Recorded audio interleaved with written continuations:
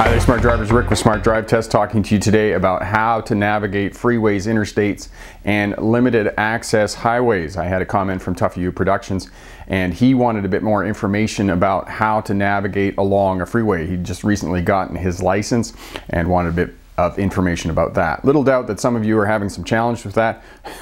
When I first became a trainer, I took a truck driver down through New York State. We were heading into Pennsylvania, and I crawled in the bunk to get some sleep, and I said to him, there's a big junction in Binghamton where it intersects with State Road 17, which runs east-west through New York State, and it intersects with Interstate 81. And as many of you know, some of the interstates, the state roads will continue along the interstate, and then you get back off the interstate and continue along the state road. Well, at that junction, he had gotten down there and missed staying on Interstate 81 south and ended up going west on 17, which was completely the wrong direction that we wanted to go.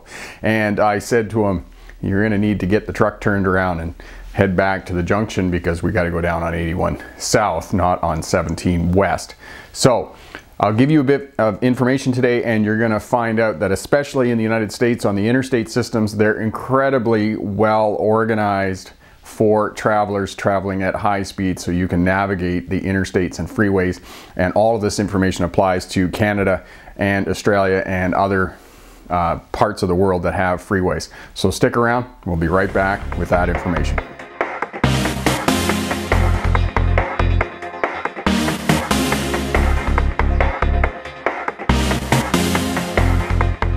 Hi there, Smart Drivers. Welcome back. Rick with Smart Drive Test talking to you today about how to navigate freeways, limited access highways, and interstates. Most of this is going to be about interstates in the United States because Tough You Productions is in the States and wanted to know how to navigate interstates in that country.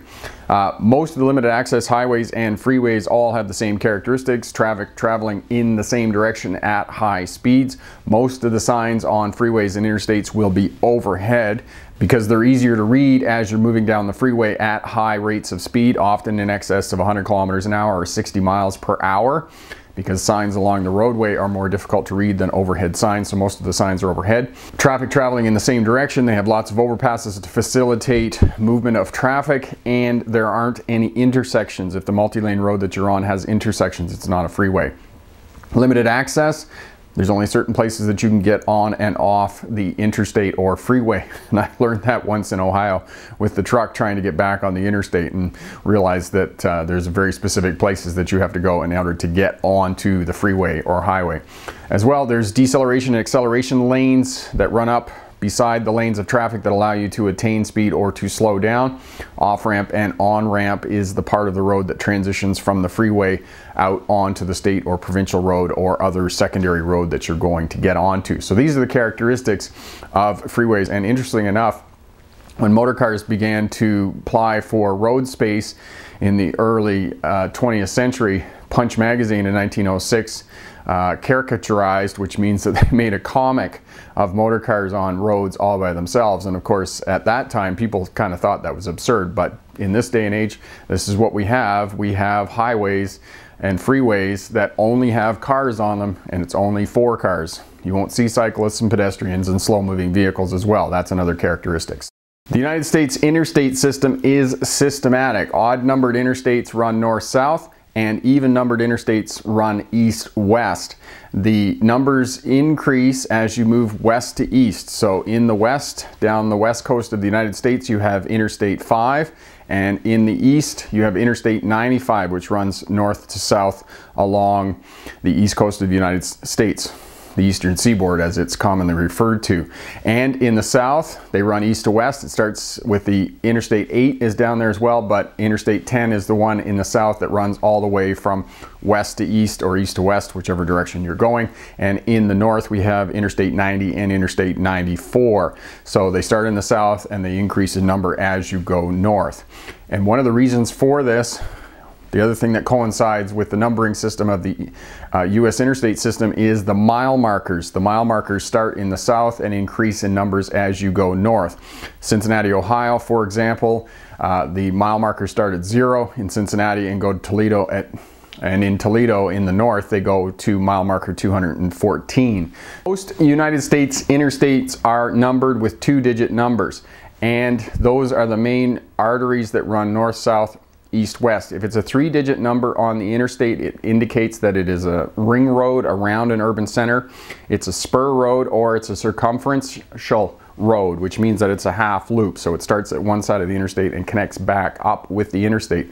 If it is an even 3-digit number, so it starts with an even number at the beginning, so 495, 475 for example, it indicates that it is either a ring road or a circumferential road. If it is an odd number at the beginning of the 3-digit number, then it is a spur road, as 170 in St. Louis, Missouri. That indicates that it's a spur road and that it's going to start and it's going to terminate either in another road, or it's going to go into an urban center, for example. So those are 3-digit numbers, and they indicate different types of interstates. And from that, you can know that you may end up into high density traffic or congestion, those types of things, because you're moving in and around urban centers where there tends to be a lot more traffic.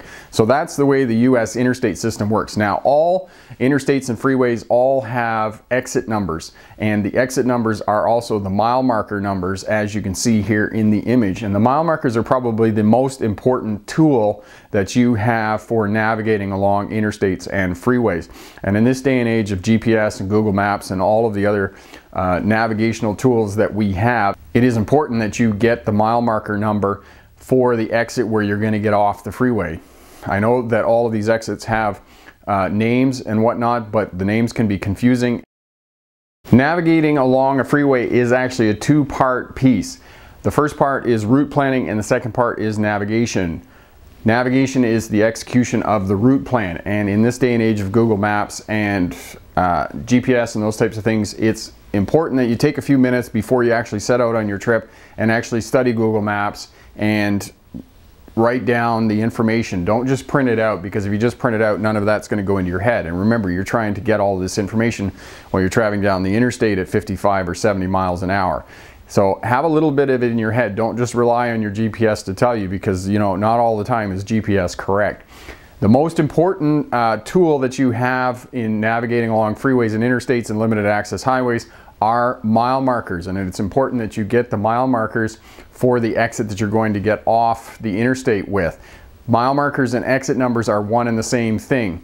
Mile markers on the interstate system in the US start in the south of the state and then increase in numbers as you go north. They also start at the west side of the state and then increase in number as you move east. So that's how the mile marker numbers work. And again, I said the exit numbers are one and the same as the mile markers. So get your mile markers written down, know which exit number you're getting off the freeway with. And as well, the mile markers are also a defensive driving tool, because they will help you drive defensively. Because if you're at exit number 365 or mile marker exit 365 and you're getting off at 375, you know that you've got 10 miles or 10 kilometers to go down the road before you have to exit off the freeway. Now, the other piece about navigating along freeways is that lots of times there's junctions with one interstate to another interstate, or a freeway with another freeway. For example, the 403 in Ontario intersects with the 401, and there's a junction there. And you'll be able to get the exit number of where those two freeways intersect, and there's a junction. As well, as you're traveling down the interstate, sometimes where you exit to get off onto the other road that you want to get onto is not always going to be on the right. Sometimes it's going to be on the left. My left, your right. So as you're going down the interstate or the freeway, make sure that you're under the arrow of the overhead sign that tells you which lane you need to move into. Get into that lane as soon as possible. That way you're not going to end up off the freeway, off somewhere where you don't want to go. You're actually going to end up going where you want to go. So get into the lane early as possible. That way you're not going to end up lost. What we're going to do here is I'm going to go to the computer, I'm going to go to Google Maps, and I'm going to show you how to route plan a route from point A to point B. That way it's going to give you some information about how to do that, and then the execution of the route plan is actually fairly straightforward. So let's head over to the computer. Hi, this is Smart Driver at the computer here. We're planning a trip from St. Louis University in St. Louis, Missouri, back to our home in Indianapolis, Indiana, and the address of Our home is 1131 Shelby Street, and the reason I use that for Indianapolis is I typed residential address into Google, and that's the address that Google gave me. So if you live at 1131 Shelby Street, Google knows where you live. Big Brother is watching. So we've typed this into Google, and we can see here there are some yellow circles with obviously the man-feeding whale sign here, which would be aka the construction sign. If we zoom in here a little bit, we can mouse over that and it will say construction zone, road work on I-70 East. And we zoom in a little bit more, we can see it's at approximately exit 62. So you know that on your route as you're moving to east from St. Louis to Indianapolis. And you can see here that there are 2 or 3 construction zones there. That will give you information as well. You can send the directions to your phone. You can see here on the left, and you can see that the distance is 244 miles from St. Louis to Indianapolis, and it's a time of 3 hours and 41 minutes. And if you click on details here, it will give you the specific details of how to get there, and it will give you the specific details for each leg of the trip. From the university out onto the interstate is 3 minutes, and from St. Louis to Indianapolis on the interstate is 3 hours 34 minutes, and we can see that once we get off the interstate in Indianapolis, it's 6 minutes to 1131 Shelby Street. Now we just have a quick glance here at the route, and we can see that Effingham is about halfway, and we don't feel like doing 3 hours and 41 minutes of driving in one shot. I mean, we could, but you might as well take a break.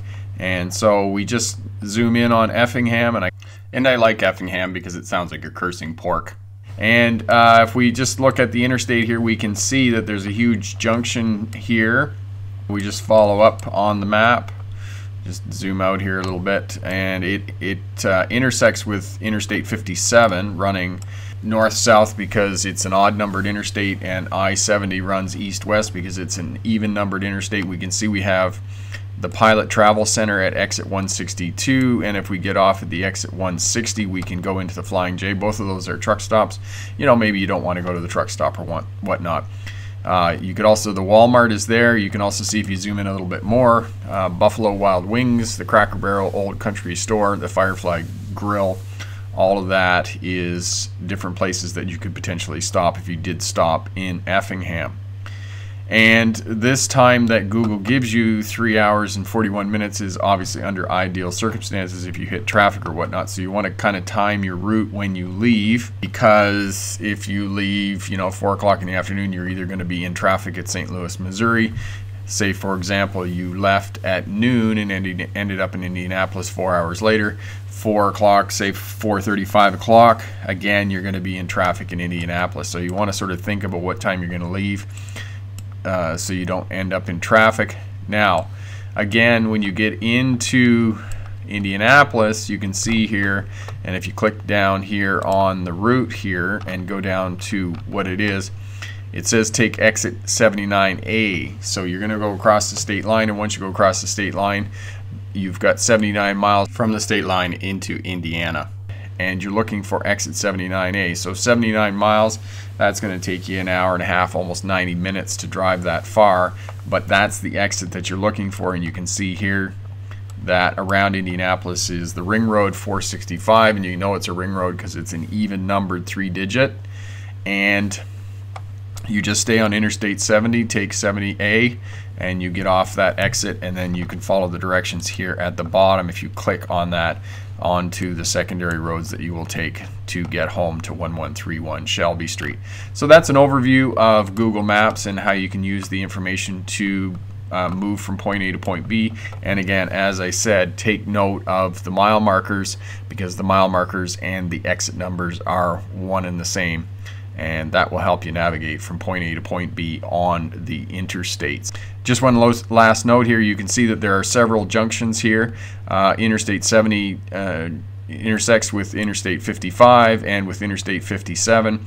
And again, just take note of the mile marker numbers at those junctions And when you get there, just make sure that you stay under the arrows that keep you on Interstate 70 eastbound. And when you get in those lanes, just get underneath the sign with the arrow in it and you'll be fine. You'll just stay on Interstate 70 and continue east. Quick review of navigating along freeways, interstates, or limited access highways. Route planning. Take a bit of time to work with your GPS or to work with Google Maps and write out some of the information, especially the exit numbers. That way it's going to help you to get off at the very specific exit that you need to get off, or where the junction is for the interstate to transition into another interstate or get off onto the state road or provincial road or wherever that it is that you're going. So mile markers are your first and foremost tool. As well, route planning, which is the preparation before you actually get out and start leaving. Take a bit of time to do your route planning as well. If you do your route planning, you don't just get off the interstate or freeway somewhere to take a break. You can actually get off and take in some of the local attractions and eat your lunch or your meal or whatever. So take a bit of time and do your route planning. Mile markers. Mile markers are also the exit numbers, and they help you with defensive driving. And it is important that you do a bit of defensive driving at freeways and not make aggressive movements, especially in terms of lane changes, because it could potentially get you into some trouble. And as well, make sure that you get into the lane that you need to be into as soon as the signboards over top of the freeway indicate that you need to get into that lane, because if you don't get into that lane right away and get under the arrow that tells you the information that you need in order to make the transition wherever it is that you're going, you're going to end up off the freeway or interstate into some place that you really don't want to go, and it's always kind of a hassle to get back to where you want to go, and you're going to lose time and those types of things. Yes, in this day and age, GPSs are going to reroute you, but it's still a pain, and if you do a bit of work prior to actually getting onto the freeway with your Google Maps or your GPS or whatnot, it's going to help you out and make your ride less with less incidents, less challenges or adventures and excitement and those types of things. If you don't mind a bit of excitement, by all means you can negate the route planning, but I do suggest that you do route planning. Certain characteristics in the United States: odd numbered interstates run north-south, even numbered interstates run east-west, and 3-digit numbers are going to be ring roads, spur roads, or circumferential roads. There, I said it perfectly that time. So that's the interstate system in the United States. Mile markers, route planning, do all of that. Question for my smart drivers: do you have any tips for new drivers learning how to navigate along freeways, interstates, or limited access highways? Leave a comment down in the comment section there. All of that helps out the new drivers learning how to drive after getting their license. I'm Rick with Smart Drive Test. Thanks very much for watching. If you like what you see here, share, subscribe, leave a comment down in the comment section. As well, hit that thumbs up button. Check out all the videos here on the channel if you're working towards getting your license or starting your career as a truck or bus driver. Lots of great information here and over at my website. Head over there as well. More great information. Stick around to the end of the video. Funny bits and links to the other videos and my website. Thanks again for watching. Good luck on your road test. And remember, pick the best answer, not necessarily the right answer. Have a great day. Bye now. It goes like this.